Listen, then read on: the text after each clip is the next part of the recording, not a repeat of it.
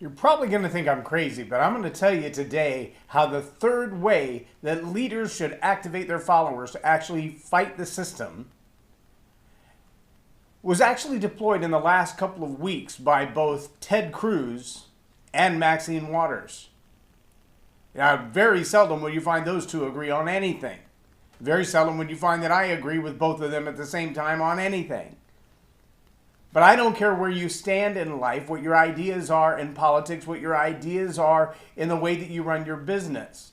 Whether you're more of a capitalist in ideas or a Marxist in ideas, whether you're more socialist or communist or libertarian, it doesn't matter.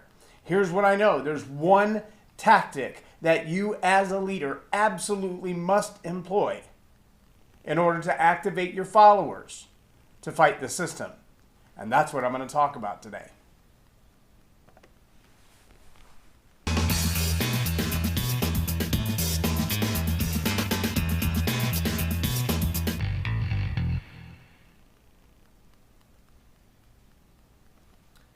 I'm J Loren Norris with Leading Leaders Podcast. And that one tactic is really important. And it's something that we don't see, even in the smallest businesses. When you work in a small business and there's, say, 7 employees, and all 7 of those employees answer to one manager or one GM or one company owner. Oftentimes what you see is that owner, that manager, that GM sit in an office and stare out through the window at what's going on. They don't really get engaged in the job. Many of them have been put in that position because of family relationships or something of that nature. And so even what they know about the tasks they're expecting you to do is limited knowledge. But they most certainly don't have a clue what it feels like to live in your shoes, to be in your space. Oh, they hear about it from various forms. They hear the complaints, they hear the accomplishments, they see the check marks next to your name when you do the things that you're supposed to do, but they've never walked a mile in your shoes. They have no idea what it's like to be you. This is where I say that in the last couple of weeks, both Maxine Waters and Ted Cruz have demonstrated the ability and the willingness to do this one thing that every leader must do in order to activate their followers. And that is, get out of your ivory tower. Get off your high horse. Get out of the box, the corner office, wherever it is that you hang out and hide out with all the other lofty leaders. Get yourself out there amongst the people and ask the question, what's really going on here? Now, I do believe that in both cases, Maxine Waters and Ted Cruz, there's been a little bit of a hyperbolic expression of what they experienced or even what they want to see done as a result of what they experienced or what they witnessed or how they perceived the events. Very much like when AOC visited the border a few years back. Hasn't visited the border in the recent months. I think those expressions can be manipulated. The opportunity to get out of that ivory tower can be used, nothing more than media coverage and hyperbolic expression. But I do also believe that as a leader, if you feel like you want to influence people in a certain direction, before you get to telling them where they should go or get to telling them what they should do, you should earn the right to talk to them by being in their shoes. You should be on the streets with them for a while, live in their neighborhoods for a while, be a part of the life that they're living for a while, understand their conflicts, their issues, and the challenges they face. Because if you don't know those things, then your solutions are not going to be relevant. Go back to Learn to Roar Leadership. In fact, you can find it on the product page. You know what? I'll put it on the bottom of the blog post today so you can find it underneath the video. Learn to Roar Leadership is all about learning to be relevant, have ownership, speak with authority, and be responsible for what you say.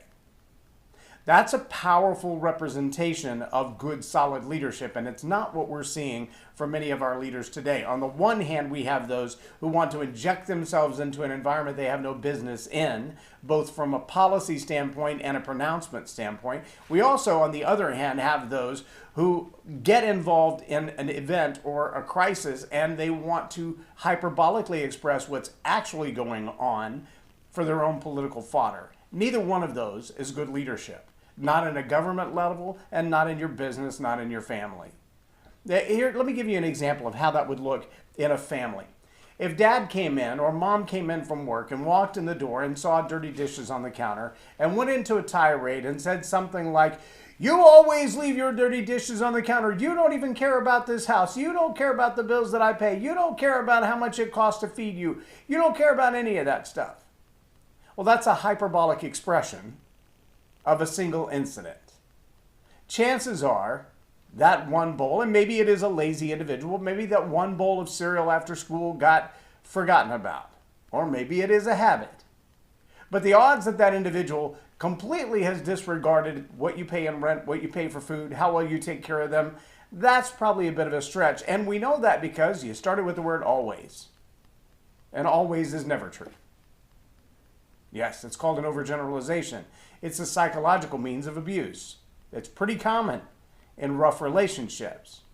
When we hear the inclination or the accusation that this always happens like this, we should kind of respond to that internally and go, okay, we need to take whatever comes next with a grain of salt, because starting with always or starting with never generally means this person is in emotional duress. They're either trying to get me there or they're already there, or both. As a leader, you want to make sure that you've walked where your people are walking, the people that you're leading, the people you're influencing, the places where you want to bring change. You need to be among the people to understand the challenges that they face and offer genuine solutions to the problems that they have. Look, if you've never been there, what you're offering to do to fix it probably isn't relevant at all.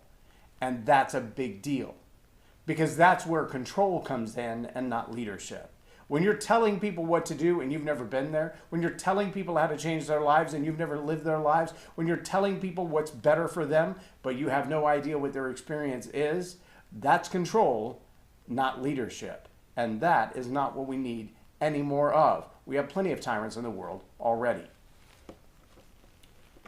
If you want to lead, if you want to be an impactful leader in today's world, if you want to see change come about, if you want to see the system shifted to be more beneficial to all people, then you have to come down from your ivory tower, get out of your corner office, climb out of your box, get off your high horse, and get among the people that you want to help.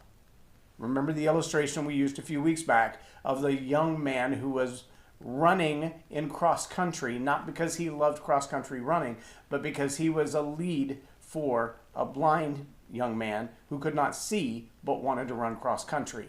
And this fourth grader was running with him in order to help him find the track. That is a good demonstration of leadership. I'm running the same course you're running. I'm going the same direction you're going. I'm tied to you together, so together we rise, together we fall. That's what we mean by leadership. If you want the third way to fight in this process against the system, a good leader will get off their high horse, out of the ivory tower, out of the corner office, get out of their box, and get engaged with people where they are, so you at least understand what they're going through. Otherwise, your advice is control, not a solution. I'm J Loren Norris with Leading Leaders Podcast for Tell It Like It Is TV. Have a blessed day.